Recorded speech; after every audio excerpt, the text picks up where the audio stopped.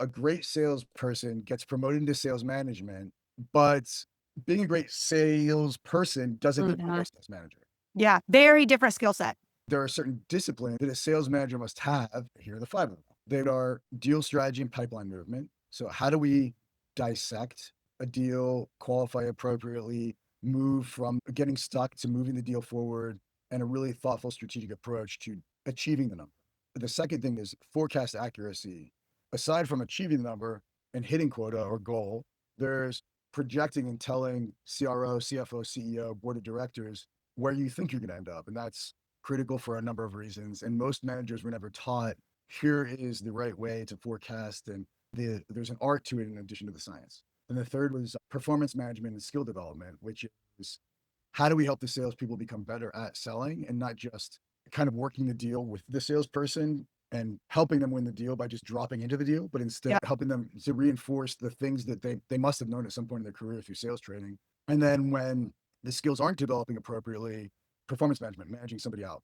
The fourth is systems adoption and CRM rigor. So we have the CRM, we have prospecting tools, we have AI tools, we have conversational intelligence, Gong, or whatever you're using.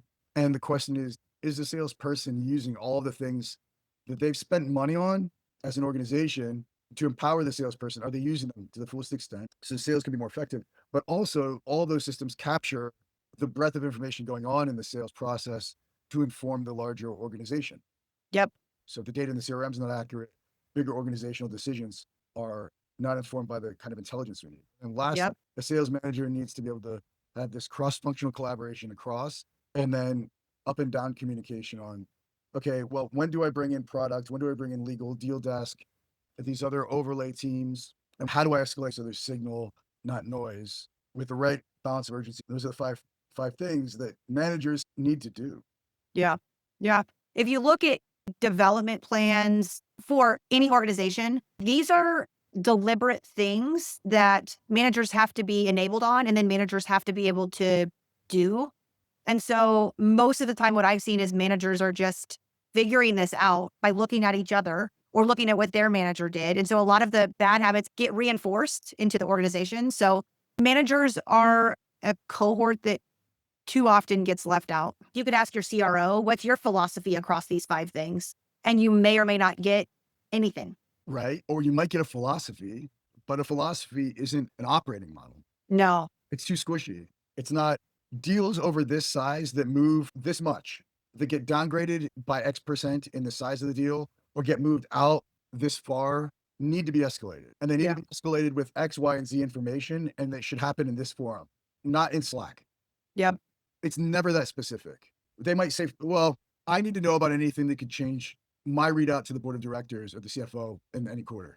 Great, but what does that mean? Right. I doubt there are many CROs saying, here is your job. Yeah. When you get promoted from sales rep to sales manager, your job is these five things. Hmm.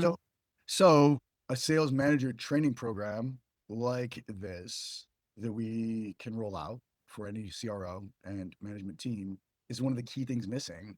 Yeah. I love working with CROs in this kind of stuff. I think at the end of the day, the reason this makes sense to double down is frontline sales managers are probably the highest touch when it comes to the end sales team. And so equipping them with the right things to be doing, it makes a ton of sense.